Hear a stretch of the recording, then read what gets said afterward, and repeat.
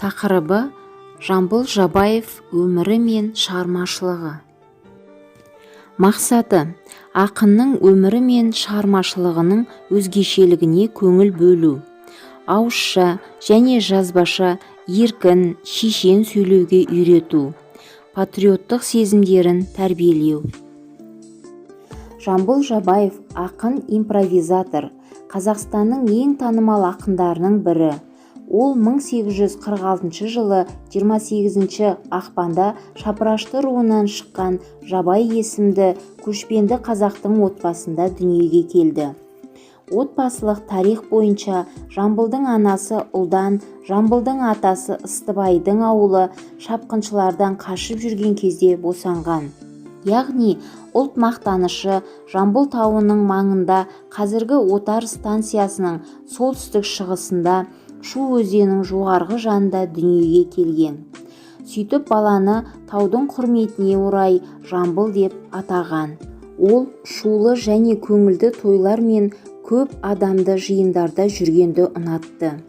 Бірақ ол бәрінен де көп әндерді, қызықты және көңілді ертегілерді білетін, малшылардың, асау тұлпаларды үйрететін жылқышылардың жанында жүргенді жақсы көретін. Сондай-ақ бала Жамбыл шежірешілердің, ру мен тайпалардың шығу тегі, өткен заманның көрнекті тұлғалары туралы әңгімелерін тыңдап өсті. Бірақ Жамбылдың ең жақын ата-бабаларының арасында ақындар да, әншілер де болмаған. Есесіне, оның анасы Ұлданның ағайы Канадан танымал музыкашы және композитор болды. Жамбыл домбыра ойнауды ерте жасынан үйренді. Тіпті кейін оны ақын құрдастарының арасынан ерекшелей бастады. Ол көп жылдар бойы ұстазымен бірге жүріп, оның айтысын тыңдап, ақындық шеберліктің тәжірибесін үйренді.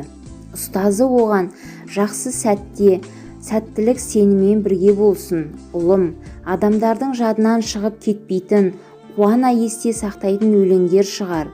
Сенің өлеңдеріне тек санаулы адамдар ғана емес, бүкіл халық құлақ түрсін. Сенің өлеңдерің кеудеден емес, жүректен шықсын. Шындық туралы айта отырып әділдікті жырла. Басқалар салып кеткен жолмен емес, айналада болып жатқандарға қарап, біліп, өз жөніңді тап. Халық қазынасынан гөрі жаның бай болсын деп бата берген. 1875 жылы Шапырашты руының ең ықпалды адамдарының бірі Сарыбайдың жылына орай берілген асқа көп халық жиналып, белгілі ақын Майкөтпен кездесті. Ал танымал дала ақындары Жамбылды өздерімен теңдей поэтикалық шеберліктегі дос пен серіктес ретінде көрді. Жамбылдың шығармашылық өміріне терең із қалдырған өмірдегі маңызды оқиға Шөже және Шашубай ақынмен кездесуі болды. Жамбыл олармен ұзақ уақыт бойы айырылыспады. Ол Шашубайдан көптеген сарыарқа ақындарының әндерін, 15 ғасырдың ақыны және философы Асан Қайғы туралы көптеген аңыздарды естіп білді. Дәл Асан Қайғы туралы айтылған аңызда кейінірек Жамбылға Өтеген батыр поэмасын шығаруға шабыт берді. Ол оны хикая деп атады. Бұл туынды алғаш рет 1937 жылы жазылған және қазір оның шығармаларының барлық басылымдарына қосылған.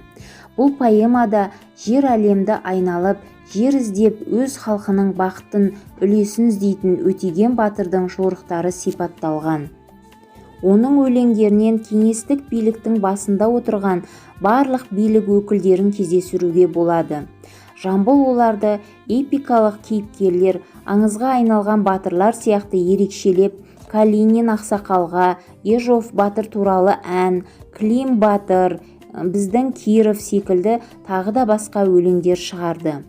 Жамбыл Жабаевтың шығармашылығында Сұраншы батыр поэмасы үлкен орын алады.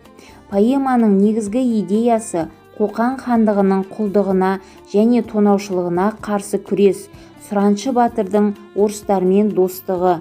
Жамбыл бұл туындысында 19 ғасырдың 50-60 жылдарындағы қазақ халқының қоқан шапқыншылығына қарсы күресін бейнелі және жалпылама түрде көрсетті. Бұл поэмада тарихи деректерге толы сәйкес келетін оқиғалар баяндалады. Екінші дүниежүзілік соғыстың басталуы туралы хабар Жамбыл жайлауда жүрген кезде келеді. Сол жылдары Жамбыл, Мәскеу және Ленинград туралы ең басты, ең жақсы өлеңдер жазды.